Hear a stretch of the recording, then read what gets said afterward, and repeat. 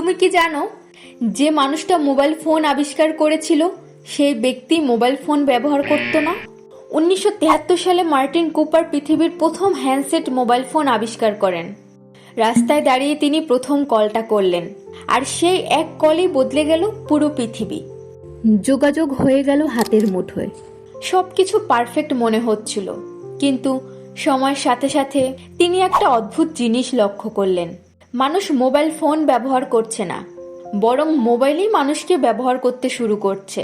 দিনের পর দিন, ঘন্টার পর ঘন্টা মানুষ স্ক্রিনের মধ্যে ডুবে যাচ্ছে।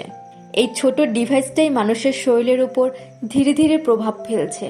চোখে চাপ পড়ছে, দৃষ্টিশক্তি দুর্বল হচ্ছে, ঘাড় নিচু করে থাকতে থাকতে টেক্সট নিয়ে সমস্যা বাড়ছে, রাত জেগে ফোন ব্যবহারে ঘুম নষ্ট হচ্ছে, মস্তিষ্ক সবসময় ব্যস্ত থাকায় মানসিক শান্তি হারিয়ে যাচ্ছে। এগুলো অনুধাবন করার পর মার্টিন কুপার নিজের জীবনে পরিবর্তন আনলেন। খুব প্রয়োজন ছাড়া ফোন ব্যবহার করা কমিয়ে দিলেন। তিনি কখনোই এটাকে নিজের জীবনের নিয়ন্ত্রণে নিতে দেননি। একটা সময় তার কথাগুলো মানুষকে ভাবতে বাধ্য করেছিল, আমরা কি সত্যি প্রযুক্তিকে ব্যবহার করছি, নাকি প্রযুক্তি আমাদের নিয়ন্ত্রণ করছে? মোবাইল ফোন তোমার জীবন সহজ করার জন্য তৈরি, কিন্তু তুমি যদি সতর্ক না হও তাহলে এই ছোট ডিভাইসটাই তোমার সময়, মন, শরীর সবকিছু নিয়ন্ত্রণ করতে শুরু করবে।